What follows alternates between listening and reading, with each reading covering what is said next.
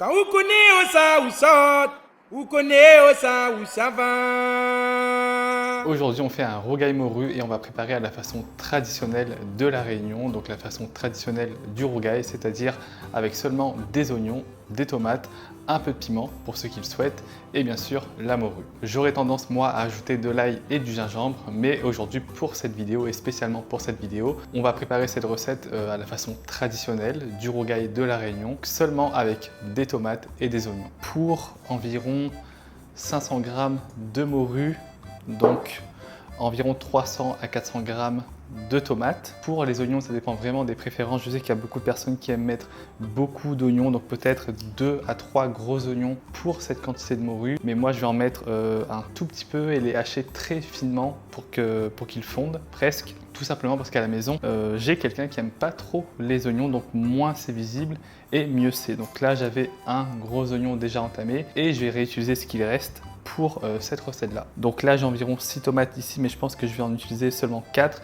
et si besoin rajouter les 2 autres en cours de cuisson. Quelques piments verts pour le côté piquant, mais là c'est facultatif, donc à toi de voir si tu aimes quand c'est pimenté ou non. Et pour la présentation, quelques tiges de ciboulette. Concernant la morue, donc très important la veille ou 48 heures à l'avance de laisser tremper dans une grosse quantité d'eau pour dessaler la morue, donc c'est-à-dire enlever le sel, tout simplement. Moi, j'ai laissé dessaler pendant presque 72 heures et j'ai changé 3 fois l'eau, donc une fois à chaque jour, pour être sûr de vraiment bien dessaler et pour pas qu'on ait un plat, une recette finalement immangeable, trop salée. Ensuite, on va couper grossièrement la morue et remettre à bouillir quelques minutes, le temps de préparer les épices.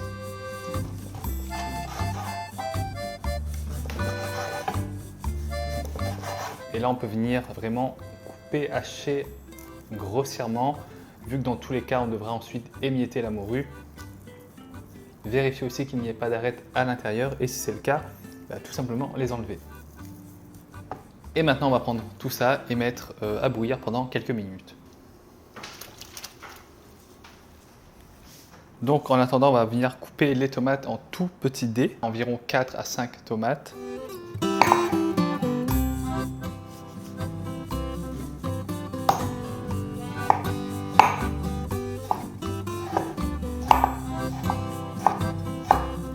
Donc pour les tomates, on va préférer des tomates bien mûres.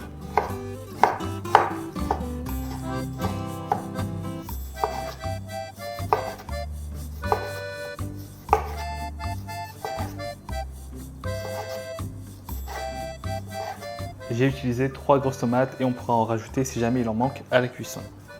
Maintenant, les oignons, donc comme je l'ai dit, encore une fois ici c'est une question de préférence.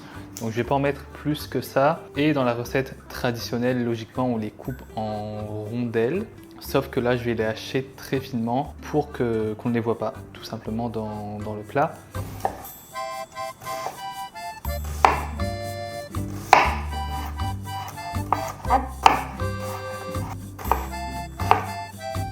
Voilà, on a nos oignons finement hachés.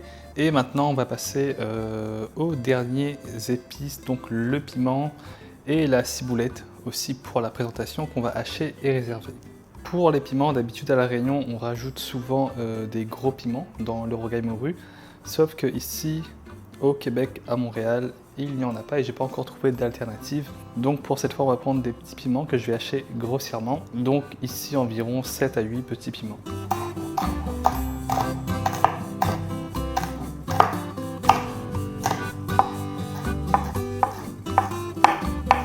Dernière étape avant la cuisson, on va émietter la morue.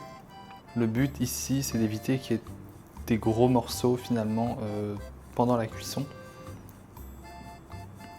Donc vraiment prendre tous les gros morceaux un à un et les émietter.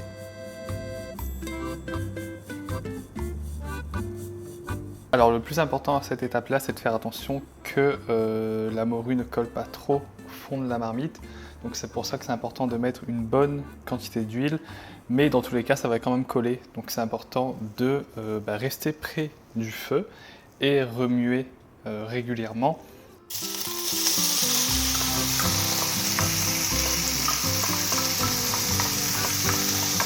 Et on veut que ce soit vraiment bien croustillant, voire croquant. Donc on va laisser cuire pas mal de temps. Donc ça demande juste un peu de patience.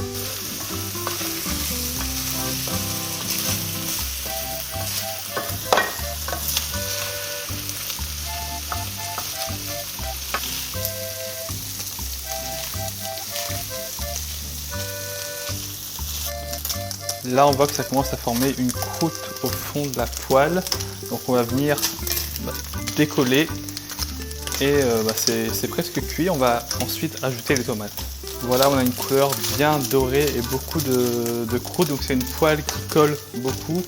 Et ici, c'est plutôt un avantage parce que ça crée ce genre de croûte et ça apporte du croustillant au plat. Donc là, on ajoute les tomates.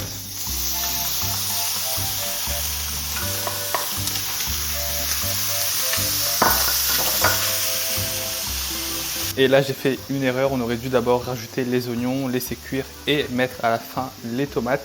Mais c'est pas très grave, donc en attendant que les tomates cuisent, je vais faire revenir les oignons dans une autre poêle et les ajouter ensuite. Mais l'ordre de la recette, donc c'est d'abord la morue, ensuite les oignons et ensuite les tomates. Et on va laisser cuire donc la morue avec les tomates pendant quelques minutes. Donc le temps que les tomates fondent.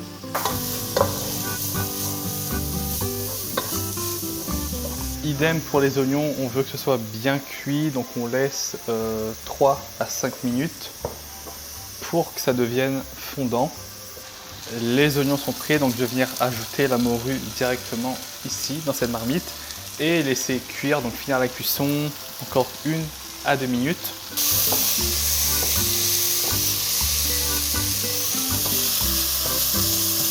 Une fois que c'est cuit, on éteint le feu et on rajoute le dernier ingrédient, les piments.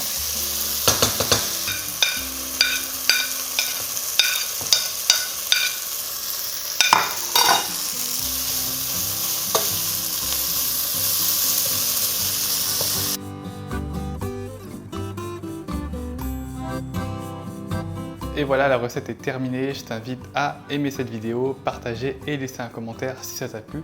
Et je te dis à très bientôt pour une nouvelle recette.